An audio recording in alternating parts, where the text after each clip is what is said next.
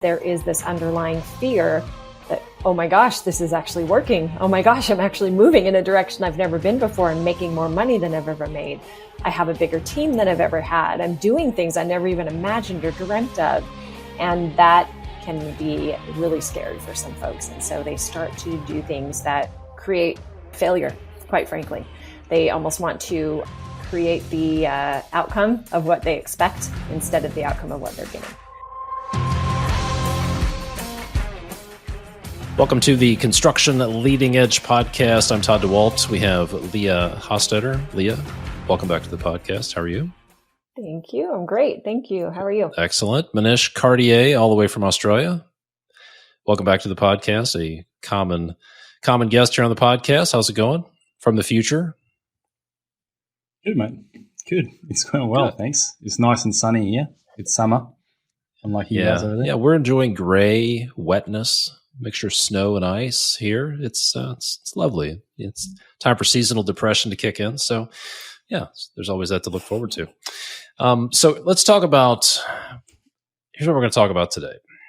What we found is after working with hundreds of construction business owners, there are some thinking traps that people tend to fall into. Probably some of us in this group included have stepped in these thinking traps, and these keep us stuck. Sometimes they keep us from even starting, from trying to change something, whether it's in business, life, health, relationships, whatever the case may be. And then there are some traps that keep us from making progress. Maybe we do start, but these thinking traps cause us to just quit or give up or stall out. So we're going to talk through some of the most common ones that we've seen in our work with the folks that we've helped here at Construction Leading Edge. And then we'll talk about some solutions. What are some strategies you can use if you find yourself stuck in one of these traps? So, Monish, kick us off. What's the first thinking trap that tends to keep people from even starting or even trying? I think the biggest one is fortune telling. People tend to get stuck into trying to predict the ultimate worst case scenario based on what they've heard in the news from their family and friends, just in general what's going on. And they tend to always overestimate the bad things that could potentially happen. And so all their decision making is then based on the likelihood or the high probability of that bad thing happening. And it tends to keep them stuck in a place where they don't want to grow. They don't want to take on more employees. They may potentially not want to take on more clients. And most of them end up working like 80-hour weeks because they're just trying to survive, as they think, and just get through this tough period, this busy period, whatever the case may be, so that we can get to next year, the year after. And if we look at the last few years, we've had COVID. Last year, there was all the talk about recession that never eventuated. And coming around to 2024, it's all about the election year. And again, is someone really going to make a decision on whether they want to build their family home based on who ends up in the White House? Probably not, right? Markets are at an all-time high and all sort of stuff. So what we can see on this side is people that the last 3 or 4 years just sat on the sidelines waiting for this worst-case scenario to eventuate, which never did, have kind of lost out on any growth that they could have made those last few years.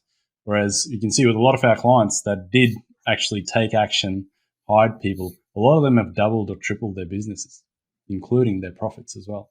And that whole thinking trap of, it's going to be bad, so I just need to make sure I survive, it's just held a lot of people back. And they're unfortunately in probably a worse situation they are today compared to where they were 2 or 3 years ago because they didn't grow. Yeah, and that's it. Based on what I've found, most, if not all of us, are hardwired to think like that. We're always looking for threats. We have this part of our brain that's there to keep us alive, and it's always looking for threats. And what's interesting, like you mentioned a couple of the extinction level events we've survived in the past few years. COVID, crazy election, lumber prices went crazy a few years. That ship got stuck in the Suez Canal. Supply chain was a mess. time after time after time, there were problems. So, and I think a lot of people are like, oh, there it is. Here it is. This is what I've been waiting for. This is why I didn't grow. This is why I didn't do anything. That's why I sat on the sidelines. And you brought up an interesting point. People, they just overwork themselves. They work 80 hours a week instead of trying to grow their business. They just carry it. What are some of the side effects you've seen, maybe you've experienced of doing that, of just hunkering down and trying to survive?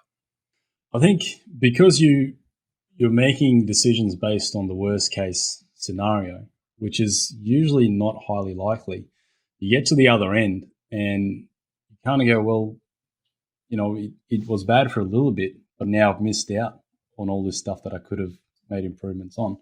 And people that fail to kind of capitalize and take advantage, like we've got a lot of clients at the moment. One of our clients has a 2.5 year backlog, which is insane, right? Like he's not worried about whatever is coming up, but he was able to do that because he was actually capitalizing and signing contracts and making sure that people were going through and creating a pipeline, instead of just wondering what's going to happen. Is World War III going to start? And all of a sudden, I won't be able to have any work and have employees and stuff.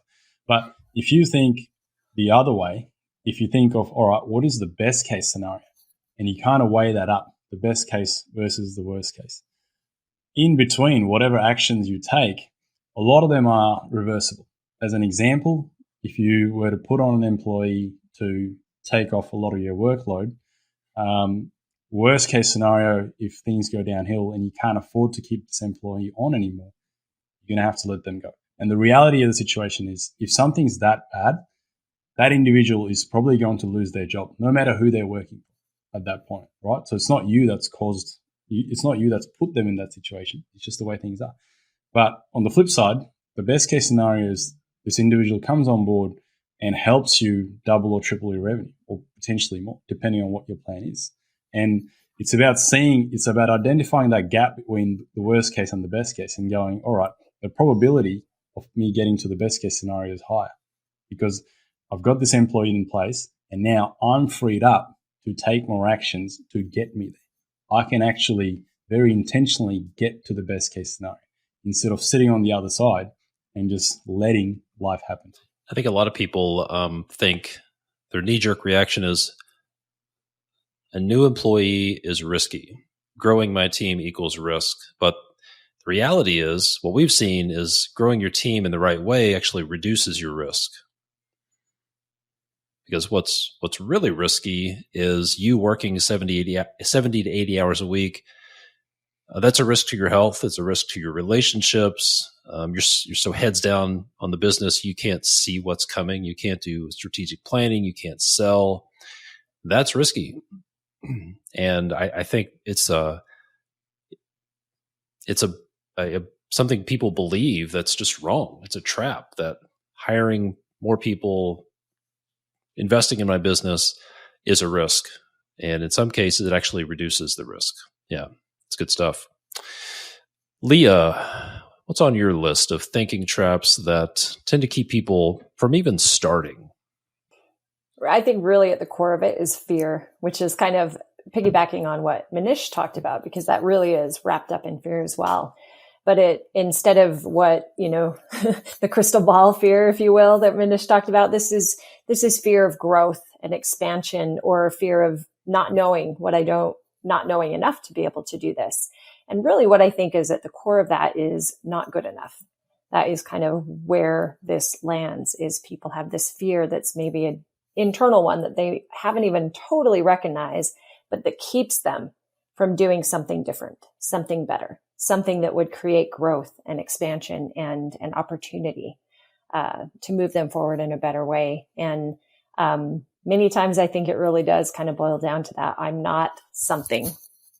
And I think maybe the easiest way to say that is I'm not good enough, or I don't know enough to be able to do this. And so I think that sometimes that keeps people, that keeps us stuck. I know I certainly have experienced that in my life. Very capable of doing certain things, but because of the story I've told myself, because of the belief that I've chosen to believe, it's kept me somewhere. It's kept me in this rut. And it's very difficult to move out of that. And so It's not uncommon for people to feel this, but it does happen. And it does keep us complacent, and it does keep us from moving forward and doing something different and better. So it is a little bit tied up in what Monish was saying, but from a bit of a different angle.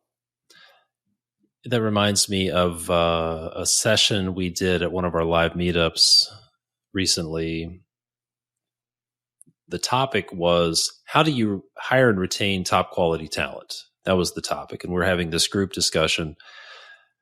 It was either in Florida or maybe we did it in Austin. I don't remember. But the conversation took a turn and went in a direction I never expected. And basically we ended up with just this list of 20 or 30 things that people were afraid of. I'm afraid of, what if I hire somebody and they become a competitor? What if I hire somebody and they're better than me? What if I hire somebody and fill in the blank? What if it actually works? What if I hire somebody and it actually works? Then what am I going to do?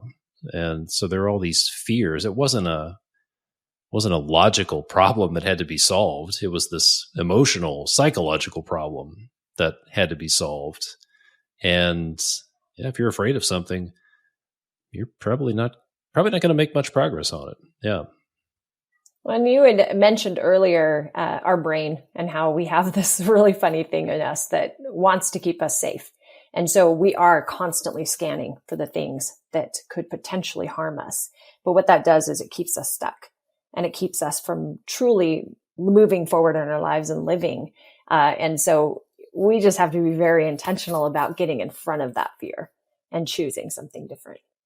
But it is there, it's present, and it's something we have to be aware of. Just to add to that again, Leyah, a lot of people are probably just not aware of that fear. And that's what the root cause is, right? Like, they're looking at all the surface level stuff, as you mentioned before, but they haven't linked it to, hey, this is actually my insecurity. Mm-hmm. It's not what's going on outside. It's what's going on inside here. And it usually takes someone else to point that out to you because you're just not aware of it. And it's extremely hard to be a construction business owner where it's a very lonely, very isolated place, right? You're talking to your employees, to your clients, to your subs, even to your spouse, for example. And no one there has been in your shoes before. No one there is actually able to tell, hey, I'm going to call you out on this. It's you're afraid of hiring someone. It's not that you can't afford to hire someone or you don't have the work to give to them and all that sort of stuff. You're just afraid. So let's work through that fear. What are you actually afraid of? What are the risks? And let's turn what is most likely an irrational fear into a rational fear. And then put in some, if your new employees set up correctly, if they're onboarding correctly, if you've got the right systems, the right processes, is the likelihood of them succeeding higher? The answer to that's usually yes. And so, all right, let's solve those problems. And then you don't have the fear anymore because there's no uncertainty. I think fear often masquerades as being prudent or being safe or something, but it is what it is. It's just fear. And no matter what you come up with, how you try to solve it, fear would say, yeah, but what about this? Yeah. So another one that I've seen a lot that keeps people from even starting is this. It sounds like I don't have time. It sounds like I don't have, or I'm too busy right now. There's insufficient time to do this. So, and if you, there's an interesting fallacy called the when-then fallacy that a lot of people believe. And it's like, when I achieve this, when I do this, then I'll be ready to do that thing. So what I hear from a lot of people is they'll say, you know what, I need to take my business to the next level. I need to hire somebody. I need to put systems in place. I need to become more profitable. And what they do is they say, when I'm more profitable, then I'll set out to make to eliminate my profit bleeds. Or when I have more time, then I'll put systems in place so I have more time. How's that going to work? Or when things settle down, then I'll hire somebody. Things aren't going to settle down until you hire somebody. Your business isn't going to be profitable until you plug the profit bleeds. And or it's when I grow, then I'll put these systems in place. You're not going to grow until you put the systems in place. So saying you don't have time to do, if you're incredibly busy, if you're working 60, 70 hours a week and you don't have time to do what you need to do, you're always putting out fires. The fact that you don't have time is a giant flashing red light indicator that you need to fix that. It's telling you need to fix that. Yep. It's not an excuse not to fix it. It's telling you. It's sort of like saying, I've broken my leg and I'm going to wait until it doesn't hurt anymore to go to the hospital. When my broken leg stops hurting, then I'll go to the hospital. It just doesn't make sense when you say it out loud. Yep. But that's by saying, I don't have time, I'm too busy. And we see this, it's just really hectic right now. But why do you think it's hectic? We're just really busy right now. We're scrambling around. Why do you think do you think that's going to change on its own? Probably not. So don't believe that lie. I think that's like, I've heard that so many times. We have a lot of people listening to the podcast who will set up a call with us and they'll say, I've been listening to your podcast for 3, 4, 5 years. And I decided it was finally time to make the call to see if we can help them and actually put some solutions in place and go through. And then at that point they go, well, that all sounds great and I definitely need it, but it's really hectic right now. I'm going to wait 6 months or a year until things settle down and then I'll get you help. And I'm like, but you won't need our help then. You need our help now. And, hopefully you do get to that point, but I don't know how many people actually end up 6 to 12 months later not needing that help. Usually doesn't take care of itself, right? If things are really hectic, there are one of a few ways that's going to get solved. One is you reduce your workload, scale back your team, take on fewer projects. 2 is you shut the business down. 3 is you have a heart attack and you go in the hospital or you burn out. Or maybe if you're incredibly busy, maybe you figure out how to solve it while you're incredibly busy. That's rare, but just it's a lie that we tell ourselves. I do it. I'm constantly telling myself, I don't have time for that. Now is not the right time. I don't have time to do this thing. And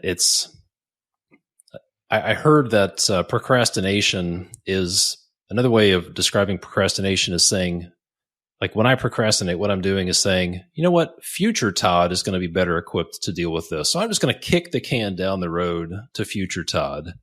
He's going to be able to handle this better than I am. So we're going to do it, just not right now. Future Todd's going to take care of that. And future Todd's like, I really wish you would have solved it back then, right?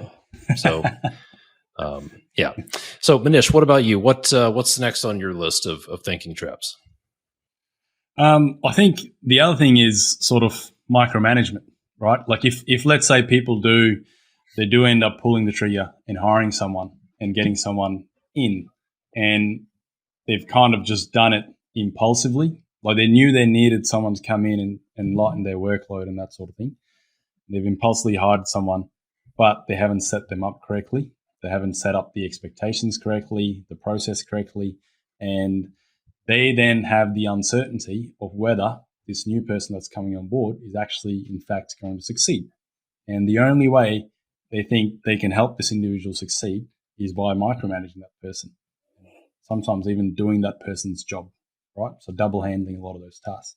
And they get themselves involved in every single meeting, go out to the field and oversee this person every single day, read every single email this person sends out to just make sure that this new person who's supposedly meant to take over their job is succeed in their role. And a lot of, quite often we hear about the whole training period. It's like, yeah, I've got a new employee and I'm going to spend the next 6 to 18 months training that individual. And it's like, well, you're not really letting them train. The best way to train is to fail, unfortunately. And the reality of it is every time someone makes a mistake, they learn from it. And you learn from it. You can improve your process and go through. And that's, again, a lot of people have had bad experiences in their own words because they hired someone. It took them too long to train that individual and it didn't work out still. And they failed to see that it was them that was the issue, not the new individual, right? Most of us would hate to be micromanaged by someone like that. If you're an employee, you would hate to have a boss like that that's constantly breathing down your neck, looking over your shoulder, and you'd feel like a constant failure. Yeah, it's this self-sabotage. I need help. I'm going to hire somebody. I'm not going to set them up properly. I'm not going to clearly define expectations.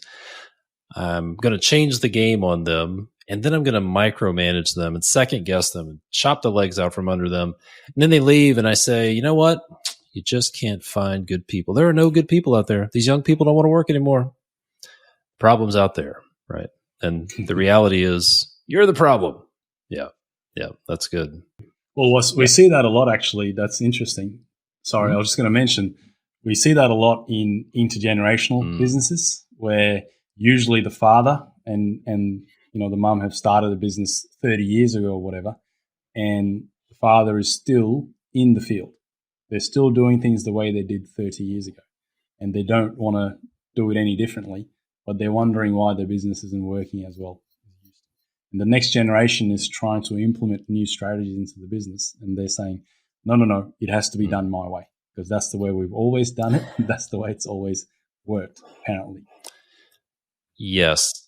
Leyah, you might be able to. Yeah, that's actually to that. Something I was going to bring up a little bit later. But, we hear this often, and, I can speak from personal experience. My dad's a contractor. He's been doing this for years, probably longer than I've been born. And he's just an old school guy. He shakes hands. He does excellent quality of work, but he doesn't have systems. He doesn't have processes. He doesn't have all of these things in place. And when you chat with him about it, that's the response. Well, this is just the way we've always done it. And it goes back to that quote that all of us know. If you keep doing things the way that you've always done, you can't expect a different result. And that can get us stuck. Clearly get us stuck. If we want to move into a different place and do something different, we have to try something new. That points us back to that fear. I think that is, again, at the root of that. That's why it's scary, is because it's new and it's different. And it's human nature. I guess I'll go back to that human nature again. Most of us would rather stick with something we know, even if it's painful and difficult and hard, than try something new that could potentially be really good for us. And so I can understand it, but it really doesn't make sense, right? Trying something new to get a different result is how you get a different result. It's not in doing the same things over and over again. We can't expect a different result if we're not willing to try something new. On the topic of multi-generational businesses, I've worked inside a couple of these. And if you are the first generation and you have a second or a third generation family member in your business, one thing to watch out for is that second or third generation adult who is working in your company. They're not a 12-year-old kid anymore. They're not an 18-year-old senior in high school anymore. You may have locked them in someplace, taken a snapshot, and you want to keep them little, but they're an adult. They're a grown-ass man. They're a grown-ass woman. And you need to treat them as such. They have changed a lot. We've seen there are some second generation folks we're working with who have changed tremendously just in the last 2 years. I'm blown away by how much some people have grown. And if you're the first generation or the older generation, you better recognize that they are growing and they're not a little kid anymore. And that's on you. So just be advised on that. And if you're a second or third generation and you're trying to get them to recognize that, yeah, good luck. That's a tough one.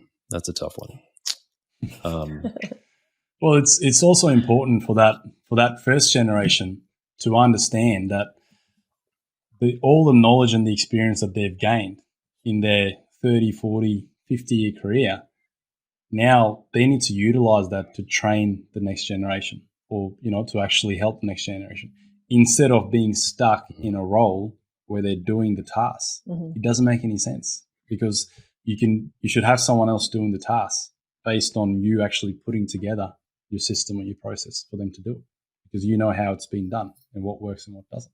Yeah. That's how you transfer the knowledge across.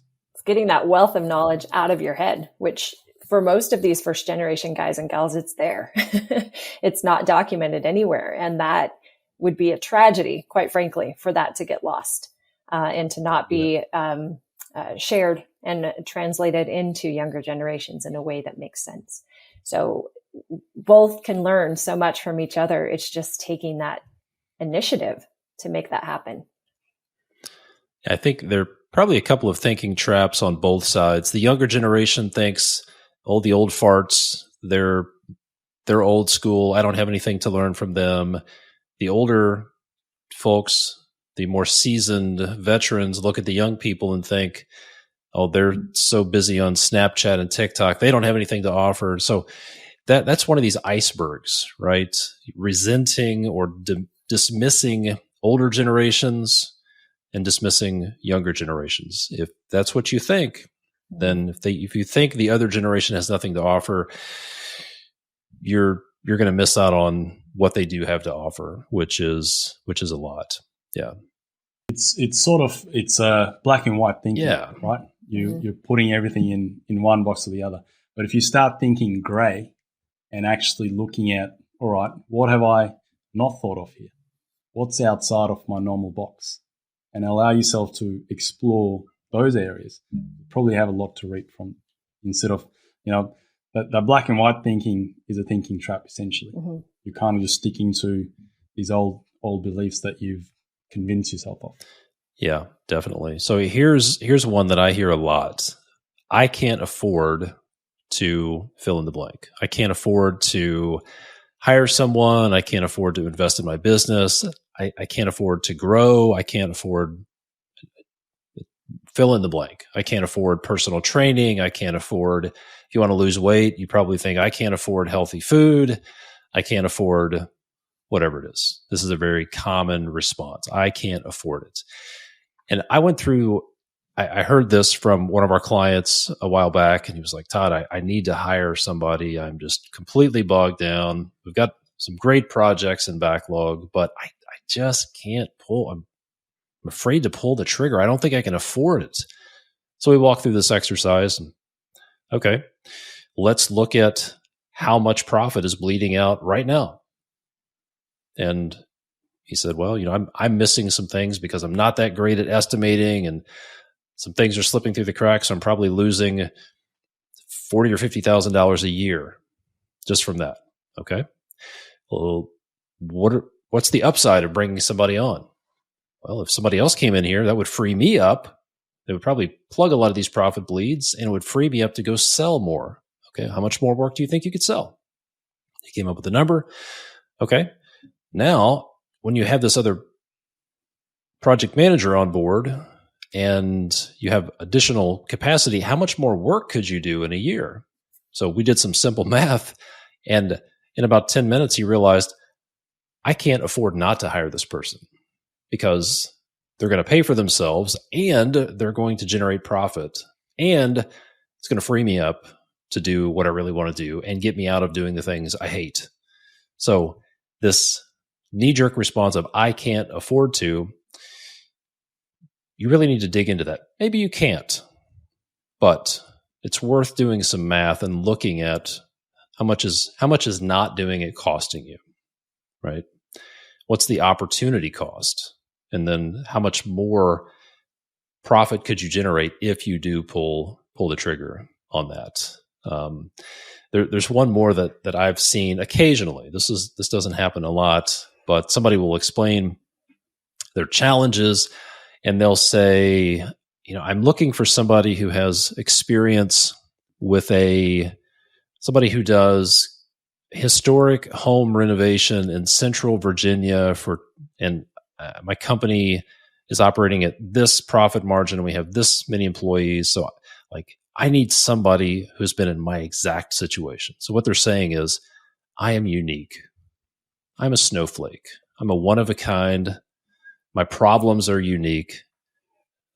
Nobody understands my problems, and I need a unique solution.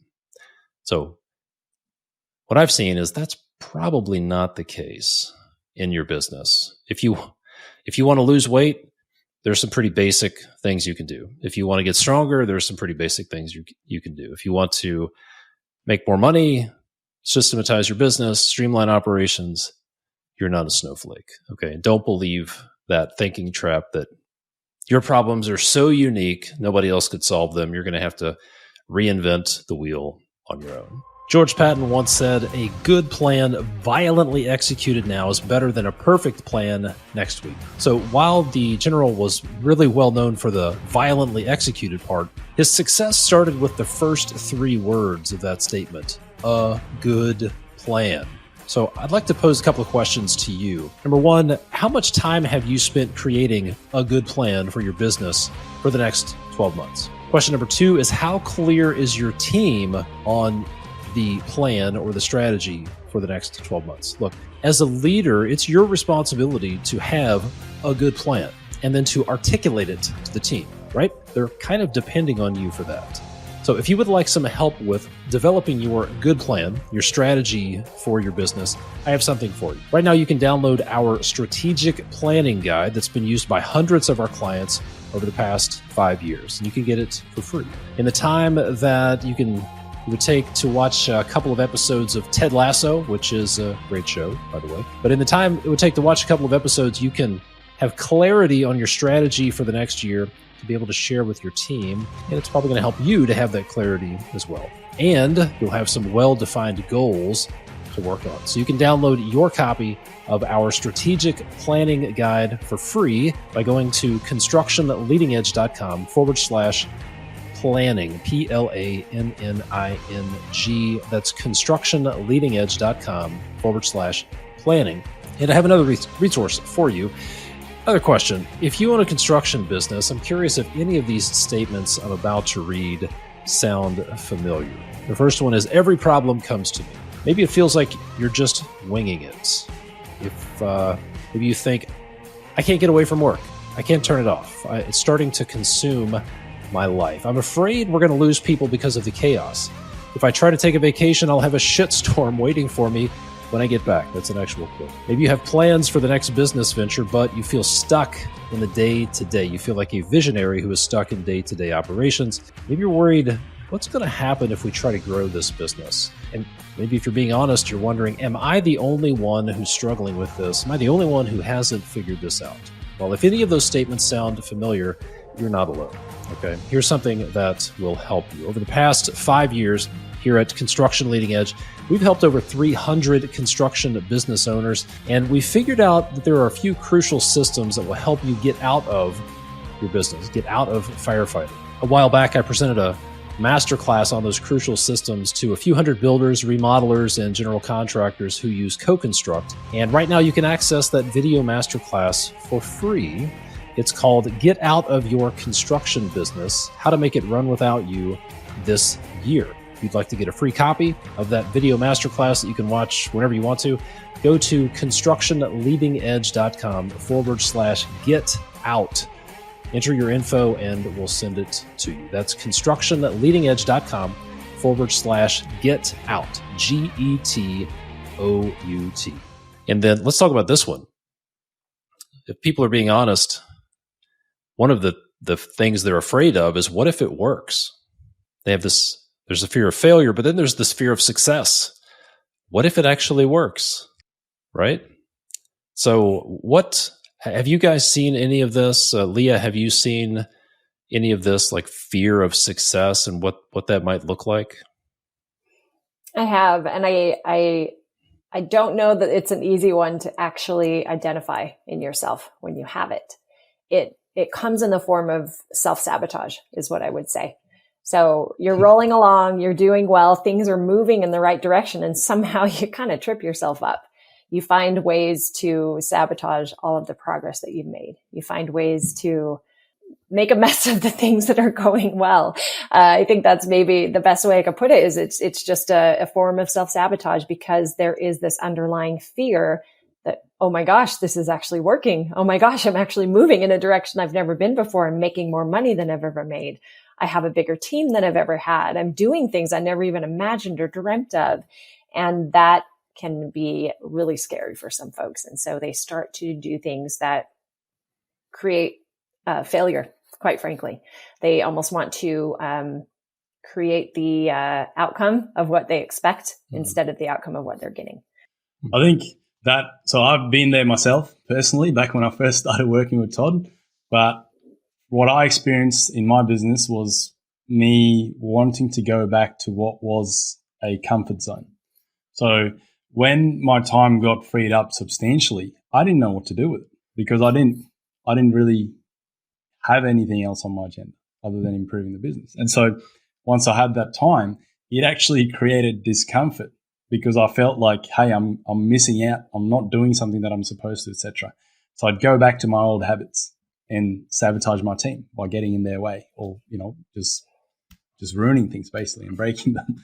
And I think, again, like I said, it comes down to that comfort zone. You just want to go back to something that's comfortable. You don't adapt to change that early and that easily. And so what I'd recommend, and we've had plenty of other clients that have gone through our program, and they've said the exact same thing.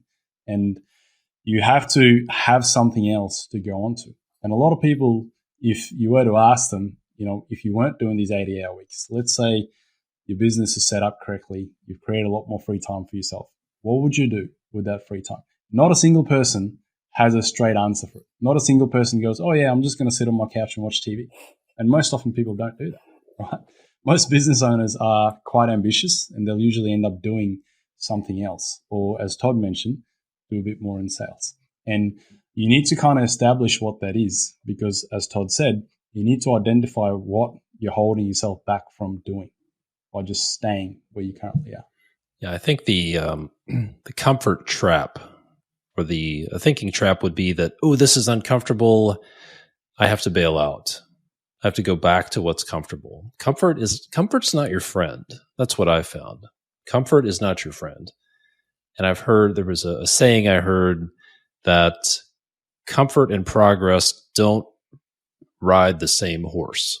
In other words, you can have one or the other. You can have comfort or you can have progress, but you can't have both. So get comfortable being uncomfortable is probably some advice.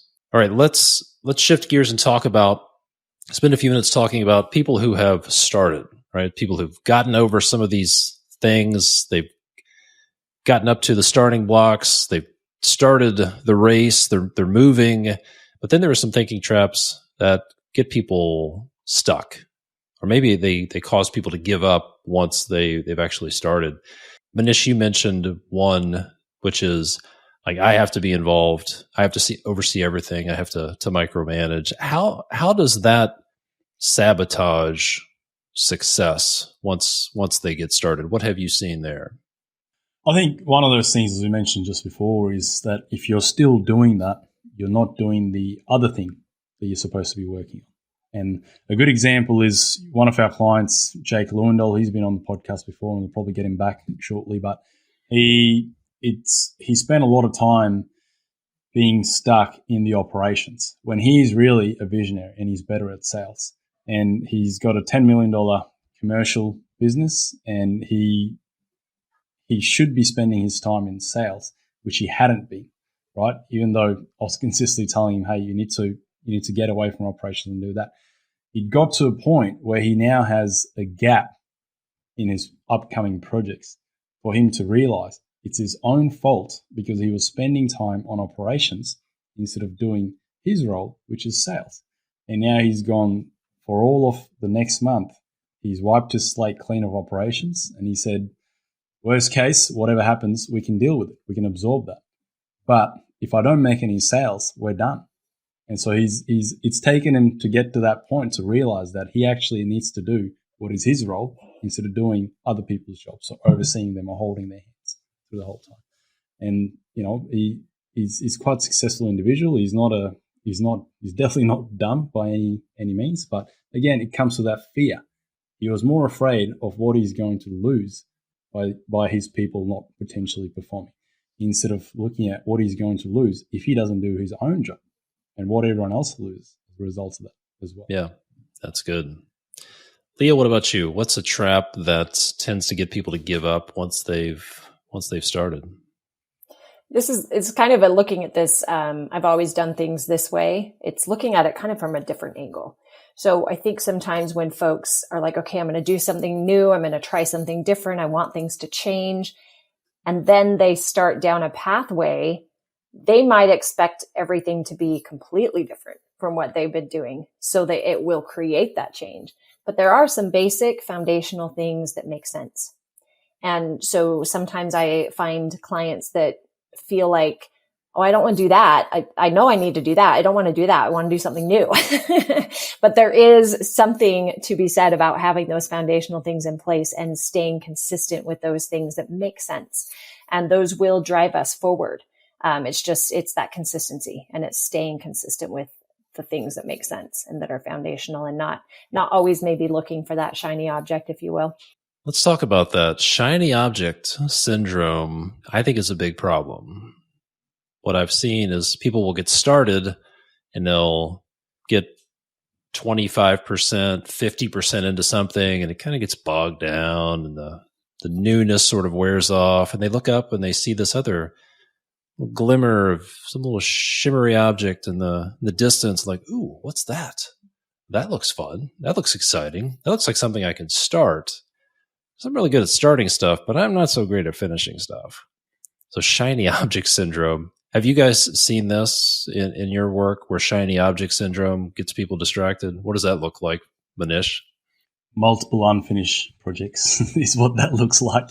You start a lot of things and you kind of visualize what it's going to look like when it's done, but you never really get to that point. And that's completely fine. Some people are better at just starting stuff. Some other people are better at finishing. So you need to make sure that you're handing it off to the person that's going to finish it. Or you need to make sure you have a person on your team that's better off at starting and you finish it. Yeah. What about you, Leyah? In your work with our clients, have you seen people suffer from shiny object syndrome? Yeah, I have. And I think, to Monish's point, it's understanding where your strengths are and then finding folks to help you to fill in the gaps of where your strengths end, right? So if you're really great at starting it, finding someone to finish it, vice versa. I also think it's prioritizing and ensuring you're not taking on more than what you can handle at the time. So being really consistent with your priorities, and also setting aside time to work on what you've already committed to do. Get that to a point where you finish and then move on to something else. Otherwise, it feels really overwhelming. And I think that's when, something new will probably fix all of this. And that's when we start chasing after that new shiny thing once again. Yes. I find lots of shiny objects in the business books that I buy. I think I have book acquisition syndrome. And I actually stopped reading business books because it was just such a distraction. Like, oh, that's great. That's a great idea. I need to figure out how to implement that. And you have a few of those shiny objects bouncing around in your head. It's really hard to get anything done. It's really hard to finish anything. Yeah. And another thing, just adding to that, is it's worse for your employees if you're a leader who's got shiny object syndrome, because there's no clearly defined path or clear expectations. You're a new person every time there's a team meeting, and you throw out 10 new ideas, and everyone's just going, "Oh, here we go again." This guy's not going to stick to it again. What I think in the book Traction, they call that organizational whiplash, which is a common symptom of visionaries. So shiny object syndrome, organizational whiplash, where you charge 60 miles an hour in this direction one week, and then read a business book, watch a podcast or whatever. And then the next week you go 60 miles an hour in the other direction, and the the team they're just going back and forth, organizational whiplash. And it seems exciting, right? We're innovative, we're moving, shaking, we're doing stuff. You're not actually doing anything. You're really busy. You're just sucking the life out of your team. I've been there. I've been there. It diminishes trust too. Oh, yeah. Sorry, Todd. No, talk about that. How does it diminish trust, Leyah? What do you think? Well, as a leader, if you were consistently coming up with new and flashy and exciting things, and to Monish's point, your team's like, where are we going with this? Like, we don't know what the heck we're supposed to be doing. There's no real direction. There's no traction, if you want to use that word. And so people just stop listening. They can't trust that what you're saying and the direction and guidance that you're giving them is going to stick at all. So, okay, we're here for another meeting and you're going to give us another big idea. And a week later, we're on to something new. So they just stop listening. The trust is gone. And that's a difficult thing to regain when trust has been diminished. Yep. The common phrase for that here in Australia is it's called changing the goalposts again and again. If you keep changing the goalposts, your team doesn't really know how to score a goal or how to win. Yep. I like that. That's good. Here's a big one. Perfectionism is the enemy of progress. I'm starting down the path. It has to be perfect before I use it. It has to be perfect before I try. It has to be perfect before I share it with my team. This job description needs a little more work before I post it. This thing over here, this proposal I need to put together needs a little more time before it's perfect, before I share it with the customer. Perfectionism. So, Leyah, I know you are a recovering perfectionist. So this is not something that I deal with. I'm probably on the other end of the spectrum. So speak to us a little bit for those of us who aren't perfectionists. And your attention to detail is your strength. And I'm not calling you a perfectionist as not as a slam, but I know you've shared that you're a perfectionist in the past. So what does perfectionism do? What sort of problems does it cause? Well, I can speak for myself, and I can also speak for so many clients that I've worked with that I can spot it. I'm a million miles away when I know they're perfectionists, because we get stuck. I'll speak as a recovering perfectionist. We get stuck on the perfection of something, and so things do not move forward. And it is very clearly a trap. And the biggest part of that trap is you're always working on it. So you think you're making progress, but nothing is moving, because it's never going to be perfect. There is no finish line. Now, that is where we have to be really careful if that's a trap that we fall into, to find ways and people that can help hold us accountable. So it's giving a deadline. It's having someone else be like, hey, do you have that ready? Is it done yet? Little things like that to move you along. And I mentioned I can see this in my clients. And so that's me calling them out and saying, hey, let me see that. Let me see what you got so far. Let's keep moving it forward, because otherwise it will not move. You're just stagnant, even though it feels like you're actually doing something. Monish, what about you? What does that look like? If I can just say, we work with Leyah, so we've experienced this multiple times. And so as someone who's like you, Todd, I'm not a perfectionist, but I will say that perfect is probably subjective, right? So what perfect is to Leyah is completely different to what it is to you and I. And to me, perfect is just whatever I get from Leyah. I'm happy to kind of take it and go off it. And Leah's like, no, this isn't ready yet. We gotta redo it or start all over again or whatever.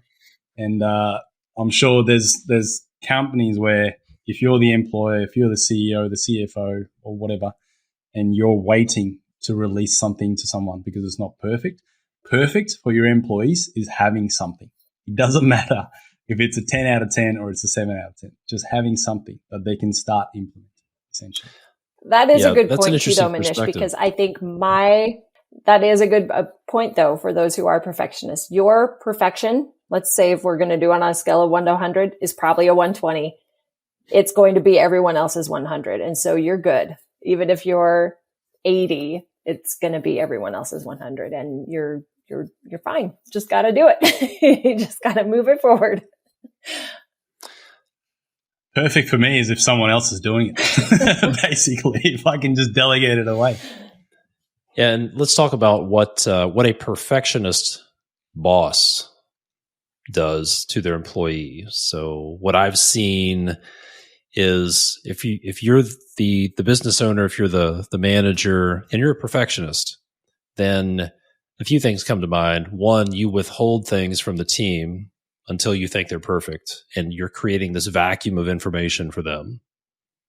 And so that's a problem. As Monish, like you said, give them something. That something is better than 70% of perfect is better than 0% of whatever you're trying to make perfect. Give them something.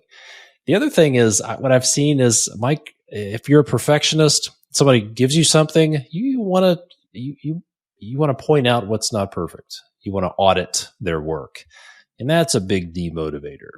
So just if you're a perfectionist, you need to get that shit under control, because it's affecting your team, it's affecting you, and I'm sure it has its benefits, it has its place, but it's holding you back. It's a trap. So let's.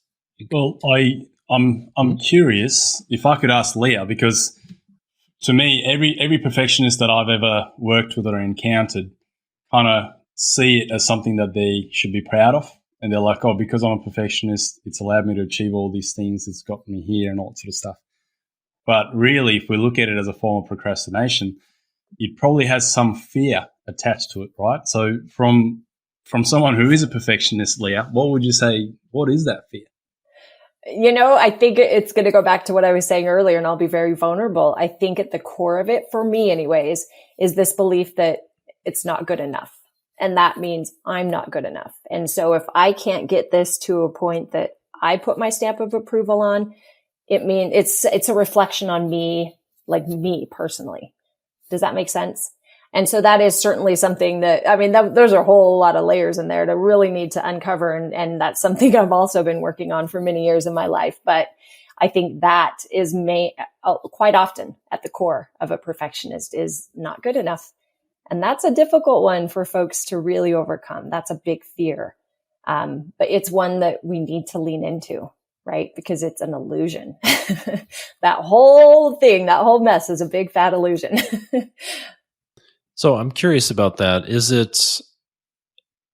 So I'm curious what perfectionism, it seems like that part of our brain is saying there's a threat of, if I share this thing, there's a threat that it'll be criticized, that I'll feel bad about it. So I'm going to tell myself, let's work on it some more. Let's work on it a little bit more. Let's work on it a little bit more. Let's kick the can down the road, because as long as we're working on it, there's no threat of shame, or there's no threat of being criticized. Is that kind of what's going on? I think there's certainly an aspect to that. And, I can't speak for every perfectionist out there. I can only speak for myself. But I think that is certainly an aspect of it. I think it's also, for me, deeply rooted in just kind of always being the one that is there and fixing things and making everything better. And you fall into certain characteristics, I guess you could say. And then it's really hard to move past those. And especially when you start to wrap up your worth in something like that is not related, right? So I think that can be a part of that. It really can. And when you're working with something like that, it's a little bit more difficult to unhinge from, but it can be done. It certainly can be done.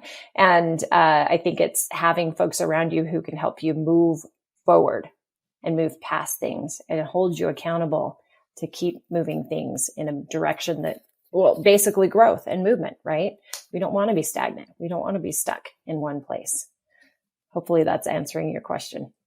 I just want to add a little bit to that. I guess that's given me some insight about myself and what you've said, not being good enough and whatever you're doing, reflecting upon to yourself.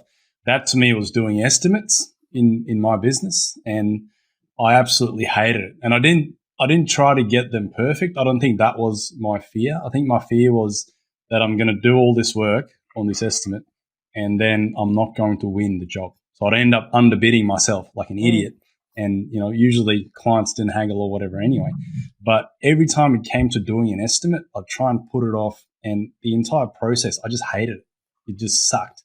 And the best thing for me to do in that regard was actually to delegate that to someone else who loves it and someone who doesn't have that negative emotion attached to it, and allow me to just be the reviewer or oversee it. Sort of, you've done the task. I'm happy with it. Let's go through and submit. And I found that if I removed myself from the process, it was being done by someone else a lot more efficiently, but also I didn't have to suffer essentially. That's what it felt like. I felt like I was suffering doing estimates, and I didn't have to do that anymore, right? So, and I could then instead do things that I found were fun. And then the kind of the fears were just not being triggered to begin with. It was just easier to just delegate that out. I think that's very insightful and wise on your part to recognize some of those things, to be able to just remove yourself from a situation that, it's kind of like, why am I putting myself in this place where I'm going to continually suffer? It's not worth that, right? So especially when you're sitting in the business owner role, you have a little bit more autonomy to be able to be very choosy about the things that you're really good at and that you enjoy doing versus the things that, to your point, Monish, you recognize, you know what, I'm not good at this. There's someone better suited. And by the way, my personal suffering won't be so high. So why would I hold on to this thing? Yeah, exactly. I think a lot of business owners look at making those strategic decisions for the business with that regard. It's scary. It's scary being that person who's under all that pressure to make a decision that may have significant impacts on your business 6 to 12 months out, not knowing what it actually looks like 6 to 12 months out.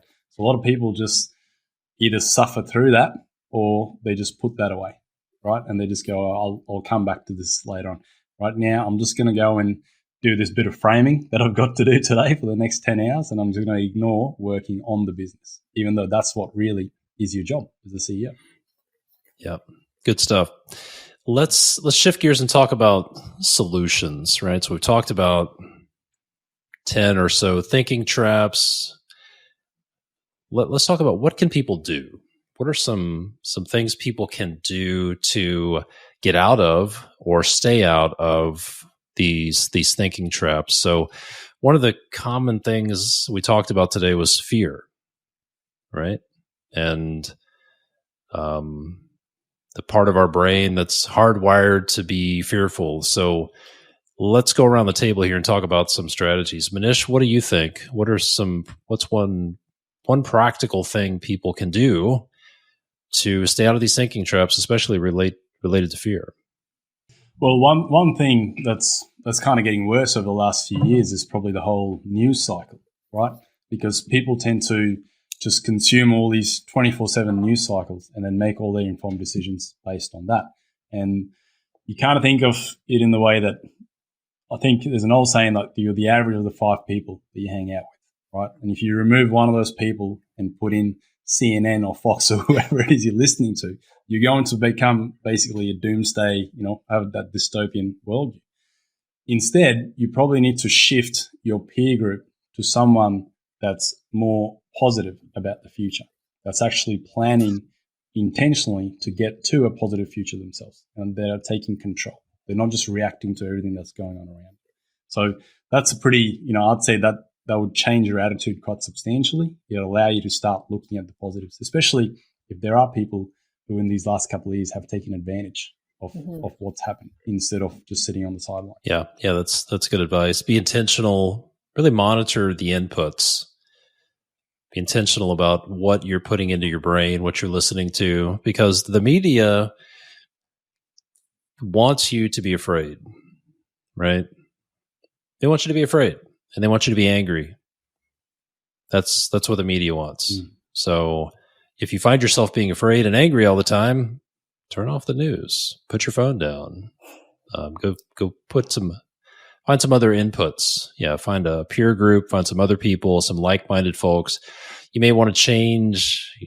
Sometimes the people you're hanging around, the people you talk to, in person aren't the best people. Family members can be negative. Some of your buddies that are at the local builders association or whatever, maybe they're negative. So just be intentional about what you're listening to, what you're putting into your brain. That's good stuff. Leyah, what about you? Stop talking to those people. Block them on Facebook. Don't be friends with them anymore. That's okay. Delete them from your life. Let them go find their own people. Definitely. Yeah. Leyah, how about you? What advice do you have? A couple of things. I'm going to piggyback a little bit on what Monish said, but I think it's also creating an environment, like your own little ecosystem of optimism and gratitude. And that can be done. And the thing that's cool about it is when we tell our brains what we're looking for, it will give us what we're looking for. Okay. So an example of when you're going to shop for a new vehicle and you know exactly what kind of vehicle and the color, suddenly you see those all over on the road, right? It's not that they just happen to show up. It's that your brain can only take in so much information at a time. And now you're telling it, I'm looking for this, and it will find it. So the same goes for the things that we're talking about here. If you're seeking optimism and positivity and things to be grateful for, you will find them. And that will shift things significantly for you. Now, on the flip side, if you're living in pessimism and complaining and criticism, you'll find it. You're going to find plenty to complain about and to criticize, but that is not going to move you forward in a positive way. So it's being very strategic and careful about the things that we're seeking, because you'll find it. You'll find what it is that you're seeking. And the other thing I want to mention, this is actually a quote from Rosa Parks, and she says, I have learned over the years that when one's mind is made up, this diminishes fear. Knowing what must be done does away with fear. It's making a decision. There's a lot of power in saying, I'm going to do this, and then taking the steps to make that happen. It's taking a firm stand, it's drawing a line in the sand, and it's shifting things in a different way for you in your life. It's being brave enough and bold enough to make a decision that might be scary, but you're going to do it anyways. And that fear, it will be diminished once you do that. Those are just a couple things that I wanted to mention in that regard. Yeah, I really like that. I completely agree. Make a decision what you're going to do. Are you going to go backwards? Are you going to go forward?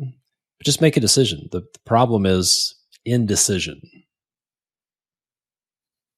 Being on the fence, straddling the fence or being up and down, or yes, I'm going to do this one day. No, I can't do this. Oh, everything's great. Oh, the world's going to hell in a handbasket. Just make a decision that you're going to be optimistic, or make a decision that you're going to be a pessimist. Just make a decision. And I really like what you said about taking action. Start moving. I've heard it said that action is the antidote to anxiety. So I'll say that again. Action is the antidote to anxiety. Some of you struggle with anxiety when you're sitting around not doing anything.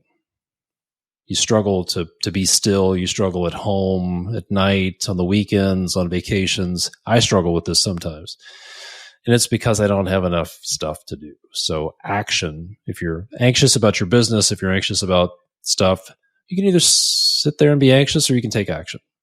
And as soon as you start taking action, that anxiety and the fears are going to start going down because you're actually doing something. And then one thing I would recommend would be, we've seen tremendous results from folks in our CEO Alliance program. This is a small mastermind group that we don't talk about much. And these folks, they have each other's backs. They have the sounding board. They have this board of directors. They have people that can hold them accountable, people who they can share their concerns with. And it is tremendously powerful to be part of a group like that. So if you struggle with these thinking traps, you have things in your blind spot. We all have blind spots. And the nature of a blind spot is you can't see it. That's why it's called a blind spot. So you need other people to point out your blind spots. So find a coach, find a mentor, find a peer group of people who have your best interests in mind, and and be part of it and get in there and share what you're dealing with, and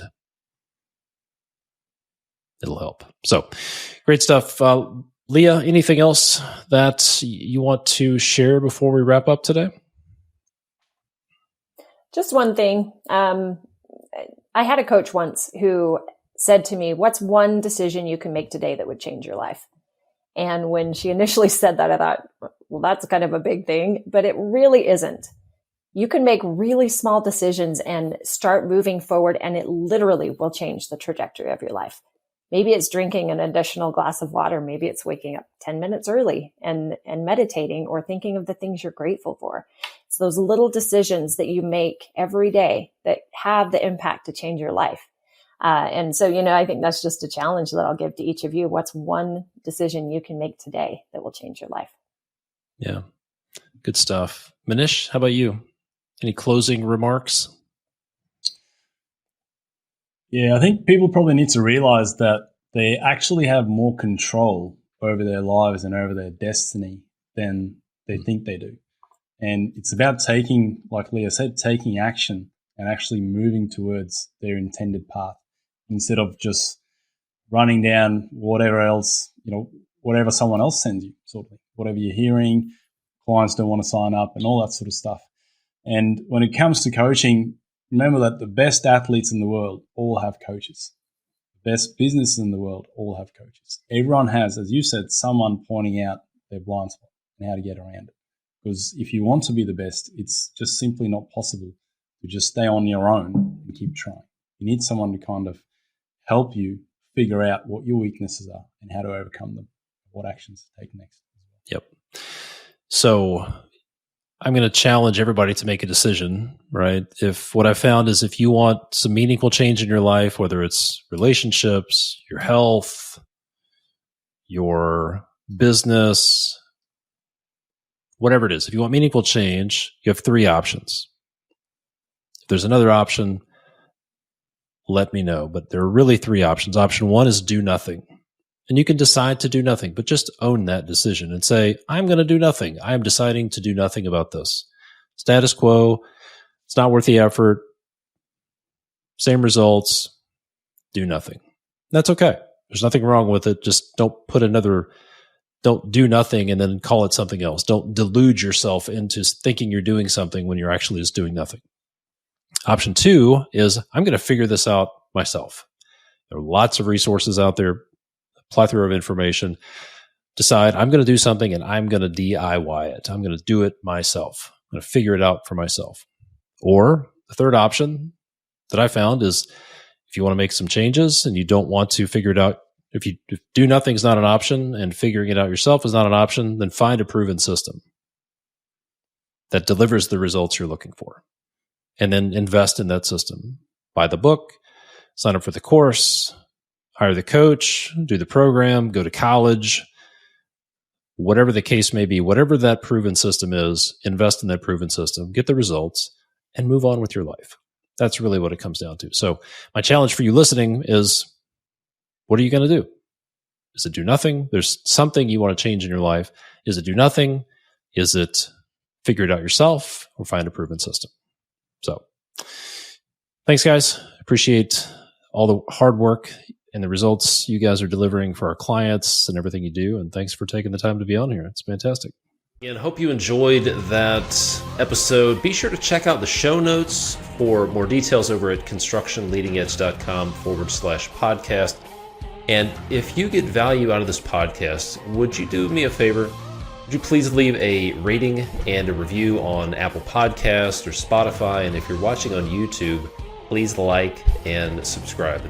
If you own a construction business and you feel stuck or you feel like you're spending too much time in day-to-day firefighting, maybe dealing with all of the problems, if everything's stuck in your head, or if you just don't feel like you have time or energy to work on your business because you feel like you're stuck working in it, if you want your business to run without you so you can take a vacation, or maybe to be able to sell your business one day, or if you just frankly want the business to survive if something happens to you, then there are 4 crucial systems that you need to have in place. Number one, if you're a home builder, remodeler, or commercial general contractor, you have to get paid for estimates. Those free estimates are killing your bottom line, sucking the life out of you. And you can get all the tools you need to get paid for estimates, the templates, sales scripts, pricing guidance, and let's face it, the confidence that you need. You can get all of that for free right now over at constructionleadingedge.com/start. You'll get the entire Get Paid for Estimates masterclass. Go to constructionleadingedge.com/start. You can get all of that for free. The second crucial system is that you need to design your business for the future. You need to establish the major functions of your business and the results that each function is accountable for. You need to have clearly defined roles and responsibilities. This is the foundation of every successful business, and the best way to do that is to design your accountability chart for the future. Number three, you need to design and document your process to nail the handoff from the office to the field. This is a very disciplined and documented process that maps out every step of the pre-construction process. Look, companies that are good construction companies are actually good pre-construction companies. They're good pre-construction companies. And when you design your nail the handoff process and you have this in place, this is going to eliminate 80% of the profit bleeds and the schedule delays and chaos on your job sites. And you'll also need to learn the secret sauce for getting your team to actually implement and follow a process. Number four, the fourth crucial system are the leadership systems that your team will use to convert your goals into reality. Look, somebody needs to be planning tomorrow's work today. Someone needs to be doing a 2-week look ahead. Someone needs to be establishing the most important things for the next 6 to 8 weeks. And you need to be having regular team meetings that are actually functional. Those are your leadership systems. And if you would like our help putting those crucial systems in place in your business so that your business can run without you, so you can get out of day-to-day firefighting and take that firefighter hat off, or if you want to be able to sell your business one day, here's the next step. Go to constructionleadingedge.com/apply and schedule a free business evaluation call with our team. On that call, we're going to do a few things. We'll help you uncover the real root causes of your problems. Number two, help you get clear on your objectives that you want to accomplish. And then number three, to map out a plan to make it a reality. We'll also share with you some of the things that our construction business owner clients are doing to accomplish their goals and solve the problems that you're probably dealing with. And then if you're a fit, if it looks like we have a good mutual fit, we'll discuss our Systematize Your Construction Business program. So to schedule your free business evaluation, head on over to constructionleadingedge.com/apply, APPLY. Hey, thanks for listening. I'll see you next time.